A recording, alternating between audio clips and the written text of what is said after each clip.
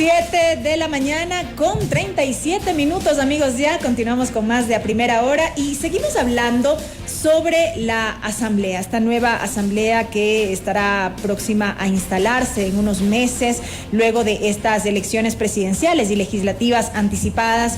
Y ya me acompaña Marcelo Espinel, subdirector de la Fundación Ciudadanía y Desarrollo, a quien le doy la más cordial bienvenida. Marcelo, muy buenos días. Yo quería hacer un breve análisis respecto de lo que fue la asamblea disuelta, qué nos dejó ese parlamento versus la proyección hacia esta nueva legislatura. Bienvenido. Muy buenos días, Belkis. Un cordial y atento saludo a tu distinguida audiencia. Pues sí, esta Asamblea Nacional disuelta, que a pesar de que no gozaba de la credibilidad y confianza de los ecuatorianos, curiosamente también dejó buenos números. Y con buenos números me refiero a un buen número de aprobación de proyectos de ley. Superaba ya los 40 proyectos de ley en estos poco más de 2 años y se estaba pues perfilando a ser la Asamblea Nacional que al menos en números tenía una mayor aprobación de proyectos de ley en relación a los periodos anteriores. Pero esto también pues no debe dejar de lado el hecho de que era una asamblea que constantemente estuvo en el escándalo. Recordemos precisamente las denuncias que habían de corrupción al respecto de los posibles casos de corrupción de Guadalupe Llori, así como también casos de diezmos dentro de las distintas bancadas legislativas y los constantes conflictos con otras funciones del Estado. Conflictos con el ejecutivo particularmente. Precisamente, procesos de enjuiciamiento político constantes en contra de distintos funcionarios, algo que hacía que los ciudadanos tengamos esta imagen de que la Asamblea Nacional sigue en el conflicto y que tenía procesos de fiscalización que en lugar de responder a sus facultades constitucionales y legales, parecía que respondían a una fiscalización a la carta, una fiscalización que de una u otra manera dejaba entrever intereses político-partidistas. Como digo, una cosa es en los números, una buena cantidad de proyectos de ley, pero la otra es que sea una Asamblea Nacional que no responda de forma oportuna a las necesidades sociales. ¿Obstruyó o no obstruyó la gestión del presidente de la República de este gobierno, como alegó Guillermo Lasso, y que fuera una de las razones por las cuales de alguna manera decidiera disolver la Asamblea? Yo voy a dar una opinión a título personal. Yo no creo que haya sido una obstrucción. Incluso ahora sin Asamblea Nacional nos podemos dar cuenta Correcto. que existe una falta de conocimiento profunda sobre cómo legislar en el país. Tanto es así que la Corte Constitucional precisamente no da paso a estos decretos leyes. Entonces, que se veían como la salvación del país en los diversos temas que aquejan a la población, ¿no? Eran como el salvavidas frente a la ausencia de una asamblea. qué bueno que el presidente de la República no puede disolver o llamar a una muerte cruzada con la Corte Constitucional, porque si existiera esa figura, ten la seguridad, Belkis, que ya lo habría hecho. Entonces, pero también yo creo que se pone en evidencia algo. Los ciudadanos tal vez decíamos, no, es que la Asamblea Nacional no es necesaria, que la Asamblea Nacional no sirve para nada. Veamos ahora, por ejemplo, la crisis de institucionalidad que atraviesa el Consejo de la Judicatura. Allí, ¿qué puede hacer la Asamblea, por fiscalizar ejemplo? Enjuiciamientos políticos. Pero también se ha cuestionado la naturaleza de los juicios políticos. Hemos tenido una serie de juicios políticos que se procesaron de manera tardía, que no permitieron la destitución de las autoridades encausadas porque ya no eran autoridad, quedaba únicamente la censura, que es como este castigo moral de alguna manera, y la inhabilidad de ejercer cargo público, pero no se veía contundencia en ese ejercicio como tal. Pero entonces hay que tenemos que cuestionar el objetivo o la forma, porque tal vez el objetivo sea completamente válido, el hecho de poder tener este sistema de pesos y contrapesos, que se pueda evitar este tipo de situaciones que estamos viendo en estas instituciones, pero sin duda que el procedimiento tiene que corregirse. Los juicios políticos no deben tardar tanto. Tiene que establecerse al interés político, a la oportunidad política, como la razón que motive a priorizar el tratamiento de los mismos. Existía una gran cantidad de juicios políticos que se seguían en contra de autoridades que ya ni siquiera estaban ocupando el cargo. Recordemos, por ejemplo, el caso del general Carrillo. General Carrillo había ya renunciado a la Asamblea Nacional. Y como es en muchos casos. Exactamente, se continuó con el juicio político y después el único objetivo, ¿cuál era? Evitar que ocupe otro cargo público. Ya cuando la que es lo que ahora le ya podría pasar factura en todo caso. Exactamente.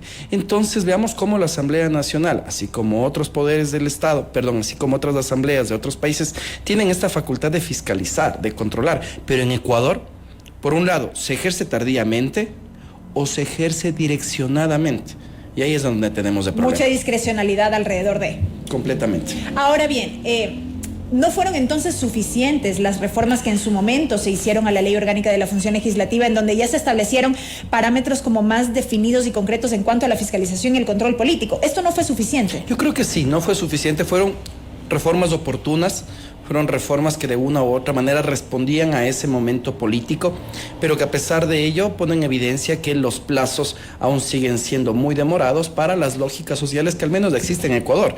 Hay que también considerar que vivimos en un país extremadamente convulso, que creo que nadie se aburre, al menos a los que les gusta la política, porque ve un hecho distinto cada día, y eso hace que la Asamblea Nacional tampoco pueda dar una respuesta adecuada, en este caso a los enjuiciamientos políticos. Y eso también se extiende, Belkis, a los proyectos de ley, porque a pesar de que existen plazos en la normativa para el tratamiento de proyectos de ley, la coyuntura hace que en su gran mayoría se aprueben otros proyectos de ley que tal vez son presentados por el presidente de la República, que tal vez no responden a la misma agenda legislativa, y eso hace que se ponga en evidencia nuevamente que estos plazos no coinciden con la realidad. Incluso, un dato que a mí me preocupaba un poco, es que una gran cantidad de los asambleístas electos durante la campaña decían que van a presentar proyectos de ley. De acuerdo a los análisis que hemos hecho en el observatorio, entre la presentación de un proyecto de ley y la publicación de ese proyecto de ley en el registro oficial pasan al menos 2 años. Entonces, ninguno de estos asambleístas probablemente logre que estos proyectos de ley puedan realmente ser aprobados. Y esperemos que esta nueva Asamblea Nacional actúe con responsabilidad y más bien retome los proyectos de ley que ya estaban listos para votación de la anterior asamblea, así como también una gran cantidad de proyectos que tienen informe para primer debate, y que de esta manera se pueda dar respuesta oportuna y efectiva a los problemas de la ciudadanía. Y quizá también la unificación de otros tantos proyectos de reforma que se han presentado, por ejemplo, en una misma materia. Tenemos una serie de propuestas de reformas a determinadas leyes, pero en diferentes artículos, por ejemplo. ¿Esto podría ser más eficiente el trabajo? Por supuesto que sí. Eso debería estar ya a cargo del Consejo de Administración Legislativa, que tiene dentro de sus facultades esta posibilidad de aglutinar los proyectos de ley para tener reformas mucho más integrales. Se me viene a la mente el caso del ex asambleísta Andrés Páez. El ex asambleísta Andrés Páez, en el periodo 2013-2017, a pesar de que era el que más faltaba a la Asamblea Nacional, decía: yo soy el que más proyectos de ley presenta. Pero de hecho, había que ver la calidad de proyectos. Exacto, él tenía alrededor de 40 proyectos de ley y todos reformaban un artículo del Código Orgánico Integral Penal. Entonces veamos también cómo existen legisladores que presentan un montón de proyectos de ley cuando realmente podría ser una sola reforma integral, siendo responsables de esta manera con el mandato que le otorgamos los ciudadanos en las urnas. Correcto. Ahora bien, fue característica de la anterior asamblea, Marcelo, el hecho de que ninguna tienda política por sí sola tuviera mayoría, y eso lo vimos también en la anterior, no así en el periodo 2013-2017. Vamos a ver lo mismo ahora, de acuerdo a cómo ya se configura la composición de esta nueva asamblea, y característica también fue estas disputas internas entre partidos. Lo vimos en Pachacutic, lo vimos en la Izquierda Democrática. ¿Cómo se proyecta o cómo mira usted la proyección de esta nueva asamblea? Sí, esas disputas internas incluso ya las estamos viendo antes de que tengamos incluso resultados oficiales en las elecciones con el Movimiento Construye. En esta nueva conformación en la que tenemos hasta el día de hoy, antes de que se repitan las elecciones para los asambleístas nacionales y del exterior, vemos una mayor polarización de fuerzas políticas. El hecho de que ya no tenga una gran presencia Pachacutic, que en el periodo anterior llegó a tener 27 legisladores, ahora tiene 5. La ausencia de la Izquierda Democrática, así como también la ausencia de Creo, dio como resultado que movimientos que ya no estaban en el escenario electoral o movimientos que simplemente cambiaron de nombre ahora aparezcan. Entonces vemos, por ejemplo, a esta alianza Claro que se puede, vemos al Partido Sociedad Patriótica, vemos al Centro Democrático con sus alianzas, y tal vez esta nueva minoría también, que a la larga llegó a obtener 3 escaños, un escaño más que el que obtuvo Creo, que es la alianza partidista del candidato presidencial Daniel Noboa. Vemos nuevamente que ninguna organización política va a tener la mayoría. Tenemos una primera minoría hasta el día de hoy, que es la Revolución Ciudadana. Que la mantiene la Revolución Ciudadana, con 51 como ha venido legisladores, 2 legisladores más que el periodo legislativo anterior, 31 con Construye, pero que ya está atravesando este fraccionamiento con gente buena. Y en tercer lugar, y que realmente creo que da muestra de su capacidad de sobrevivencia política, que es del Partido Social Cristiano, que llega a obtener 16 legisladores, 2 menos que la elección anterior, pero sin duda que es un número considerable. Al menos hasta ahí, estas 3 organizaciones políticas tendrían la capacidad de constituirse como bancadas y ser parte del Consejo de Administración Legislativa. Mucho se ha venido analizando alrededor de estos acuerdos que deberán lograrse a la interna para poder tener gobernabilidad, como legislativo como tal, y también dependerá mucho de quién gane en esta segunda vuelta presidencial para poder tener estos diálogos ejecutivo, legislativo y para poder viabilizar la gestión de uno y de otro. Yo creo que al respecto de esto hay que ser claros incluso con la ciudadanía. Es normal que en un parlamento se den negociaciones, pero con negociaciones me refiero a negociaciones sobre la mesa. No entrega de hospitales, entrega de carreteras, ni entrega de carnés de discapacidad. Son negociaciones que tienen que darse en razón de agendas programáticas. ¿Cuáles son los temas prioritarios para la revolución ciudadana? ¿Qué tipo de reformas quieren realizar ellos frente a los temas programáticos que pueda tener el Partido Social Cristiano, que pueda tener Construye?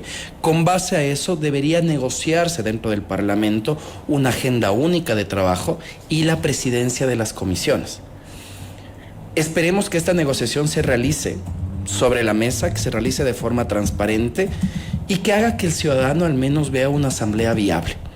No una asamblea que esté constantemente en el conflicto. Yo creo que la primera sesión de esta Asamblea Nacional será la que permita a los ecuatorianos identificar si vamos a estar frente a una Asamblea Nacional que durante este año y medio trate de dar respuesta oportuna a los problemas o que nuevamente va a estar en el conflicto con las otras funciones del Estado y probablemente aprobando nuevamente resoluciones que determinen que el mazapán es patrimonio de los ecuatorianos. Tal como ocurrió, recuerdo, en la instalación de la asamblea anterior, en esa sesión inaugural en donde se debían definir ya las autoridades y vimos esta ruptura, por ejemplo, inicial entre el acuerdo que existía entre el Partido Social Cristiano, el Movimiento Creo, la disputa para la presidencia. Hubo no menos de 3 votaciones para dar finalmente con quién llegaría a convertirse en la presidenta de la legislatura, en este caso Guadalupe Llori. Obviamente todo eso es lo que no se quiere ahora. Claro, es lo que no se quiere. Veamos si tal vez continúan con esta tradición de colocar al asambleísta o la asambleísta más votado o votada como presidente o presidente de la Asamblea Nacional. En este caso podría ser Perina Correa. Asambleísta, quien lidera la lista más votada, que en este caso es de la Revolución Ciudadana. Exactamente, que suele ser el asambleísta más votado o votada a nivel nacional, es quien por tradición hasta el periodo anterior se lo mantenía como quien debía presidir la Asamblea Nacional. En el periodo anterior precisamente se llegó a un acuerdo en el cual lo que se hizo fue que Pachacutic, a pesar de no tener al asambleísta nacional más votada, sea quien presida la Asamblea Nacional. Veamos qué tipo de acuerdos se dan. Yo creo que es interesante como, por ejemplo, el movimiento político de Daniel Noboa ya está buscando adeptos, ¿no? Vimos hace un par de semanas atrás precisamente incluso el acercamiento del asambleísta hasta el día de hoy, Lucio Gutiérrez, hacia el movimiento de Daniel Noboa de cara a que tal vez está sucediendo lo que tú bien mencionas, Belkis, y es el hecho de que seguramente las manzanas se acomodarán adecuadamente cuando sepamos quién va a presidir nuestro país hasta mayo del año 2025. Marcelo, ¿cuál será el margen de acción de esta asamblea en este corto periodo, hasta 2025? Porque también las ofertas han sido muchas, se busca en efecto fiscalizar diferentes aspectos, inclusive no se descarta retomar el tema ligado al presidente Guillermo Lasso, su destitución, una serie de oferta de trámite de leyes y demás, pero ya aterrizando un poco, ¿cuál será el margen de acción? A ver, yo creo que eso lo podemos analizar con base en los números. Existen literalmente más de 20 proyectos de ley unificados con informe para segundo debate que únicamente esperan su discusión y aprobación.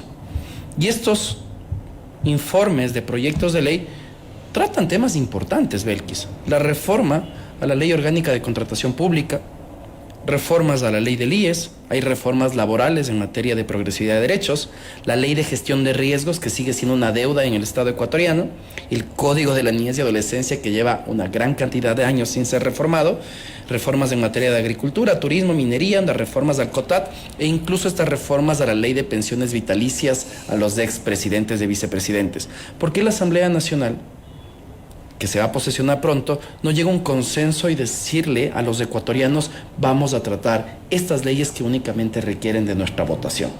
En lugar de estar tratando de legislar sobre temáticas nuevas que tal vez no sean oportunas, que tal vez requieren una mayor cantidad de tiempo. Esperemos que lo hagan. Incluso existen 3 proyectos de ley que fueron vetados totalmente, tanto por el presidente Moreno como por el presidente Lasso, que podrían entrar en vigencia si es que la Asamblea Nacional decide retomar su debate. Sobre los juicios políticos, brevemente, quedaron pendientes 6 procesos de juicio político. Entre ellos también está este proceso de destitución del presidente de la República. La Asamblea Nacional podría retomar los juicios políticos, sí, pero ya sería inoportuno. El tema que conversamos hace un momento. ¿Con qué sentido si es que ya no están estas autoridades ejerciendo el cargo? El tema, Marcelo, perdón, es que existe un orden de prelación para su trámite que también fue incorporado en su momento en la reforma a la ley de la función legislativa. Entonces, ¿qué se hace? ¿Qué hacer desde la Comisión de Fiscalización? ¿Retomo el tema y lo archivo porque ya no tiene sentido? De acuerdo a mi interpretación de la ley, este orden de prelación no trasciende entre periodos legislativos. Ok. Estamos frente a un nuevo periodo legislativo, extraordinario, eso sí, la Asamblea Nacional podría iniciar con el tratamiento de nuevos juicios políticos. ¿Se debería establecer un nuevo orden de tratamiento? Respecto a los juicios políticos que se presenten.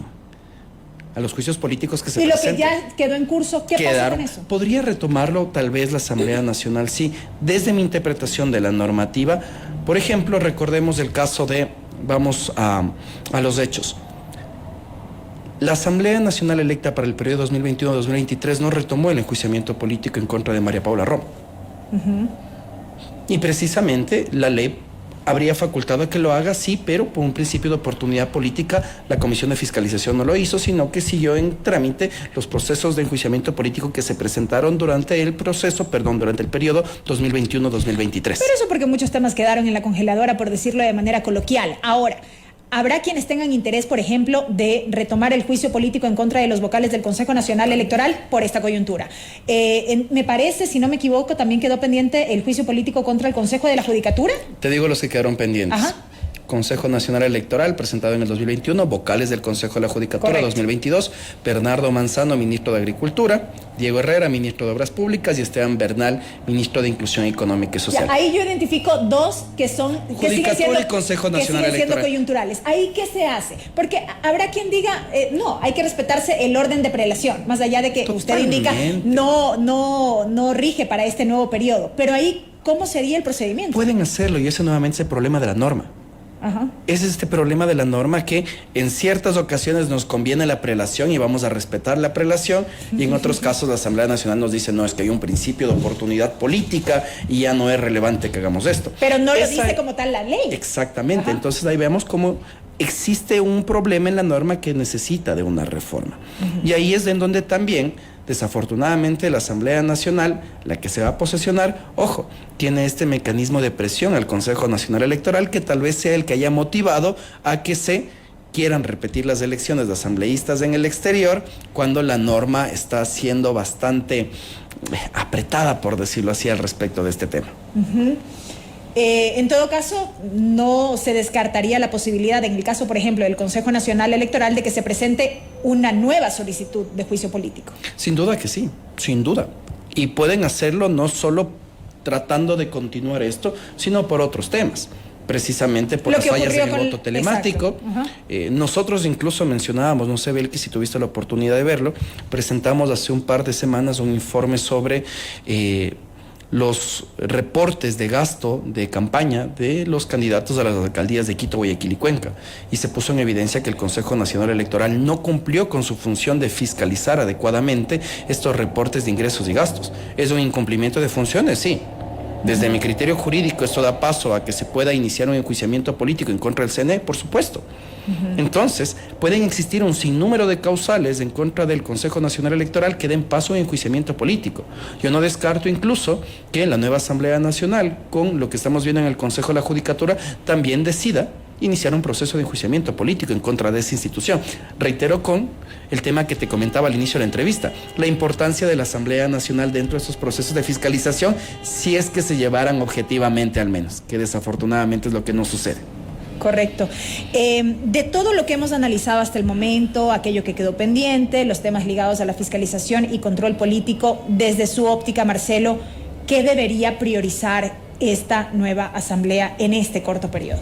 Yo creo que es claro que el problema que tenemos los ecuatorianos refiere a la inseguridad y al empleo. Y ahí, por ejemplo, dividiendo estos dos conceptos, en lo que tiene que ver con inseguridad, ¿cómo puede aportar la Asamblea Nacional en cuanto a legislación para hacer frente a esta realidad que vive el país? Porque también se ha hablado de la necesidad de endurecer penas, de hacer reformas a leyes, de crear nueva normativa. Otros dicen, no, la normativa existe, hay que aplicarla, ahí que procede. Yo creo que tal vez el mayor problema que hemos visto en materia de inseguridad es que el Estado no cuenta con las herramientas suficientes para evitar la impunidad. Y lo que estamos viendo es impunidad. No es que no exista, en este caso, como bien menciona, leyes para perseguir los delitos. Tenemos jueces que están otorgando acciones de protección, medidas sustitutivas, que dan como resultado que aquellas personas que son detenidas a las pocas horas o a los pocos días nuevamente estén cometiendo sus fechorías. La Asamblea Nacional tiene un rol frente a ello, por supuesto. Otorgar facultades muy claras, muy específicas y prohibiciones claras y específicas para que la justicia actúe de forma oportuna y eficiente, evitando la impunidad. Por otro lado, algo que estamos viendo desde nuestra perspectiva es que el aumento que tenemos de la inseguridad responde ya no a un crimen común, sino al crimen organizado que ha penetrado en nuestro país. Y el crimen organizado tiene una conexión directa con el financiamiento de la política y la discrecionalidad que puede tener, en este caso, las autoridades públicas para designar autoridades de control. Porque el crimen organizado lo que hace ¿qué es? Desfinanciar una campaña, resulta electo el candidato y después, para que se devuelva el favor del financiamiento, no piden un contrato. Lo que piden es que se haga de la vista gorda al respecto del control de puertos, aeropuertos, de microtráfico dentro de las ciudades, es decir, que no se persigan los delitos. La Asamblea Nacional tiene un rol frente a eso, por supuesto, transparentar adecuadamente el financiamiento de la política e identificar que la designación de autoridades de control sea clara, objetiva y que sea auditable. Y al respecto de temas laborales, pues creo que es clarísimo que la Asamblea Nacional puede generar ecosistemas que o generen flexibilización laboral, algo que tal vez iría en contra de nuestra Constitución, o si no, pues mecanismos que puedan atraer realmente la inversión pública y privada y que de esa manera se pueda aumentar, en este caso, los ingresos de los ecuatorianos a través del empleo. A ver, pero en materia laboral, y ya con esto voy cerrando, vemos que hay una deuda grande para con el país.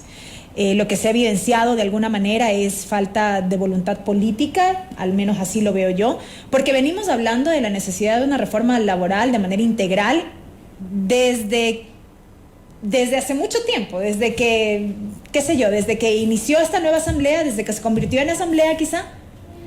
Y yo creo que esta falta de voluntad política no refiere a esta necesidad de reforma o esta búsqueda de reforma, sino una falta de voluntad para llegar a consensos, porque tenemos dos visiones completamente contrapuestas.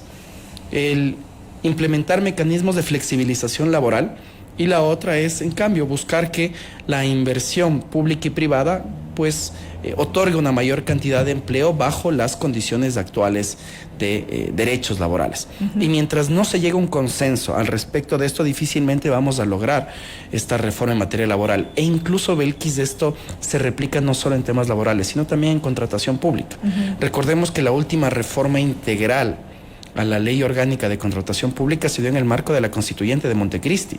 Y a partir de eso hemos tenido únicamente reformas puntuales, reformas parche, que en lugar de generar un ecosistema adecuado de adquisición de bienes y servicios desde el Estado, que también genera el movimiento de nuestra economía, pues hemos obtenido todo lo contrario, un sistema opaco, un sistema no auditable y que lo que hace es promover no solo el beneficio de unos pocos, sino también una gran cantidad de corrupción. una falta de transparencia como tal. Exactamente. Marcelo, gracias por este tiempo, ha sido un diálogo interesante. Marcelo Espinel, subdirector de la Fundación Ciudadanía y Desarrollo, hablando acerca del legislativo y cómo se proyecta y el análisis también retrospectivo de lo que dejó la asamblea disuelta. 8 de la mañana con 2 minutos, amigos, vamos a la pausa, ya regresamos con más. Esto es A Primera Hora.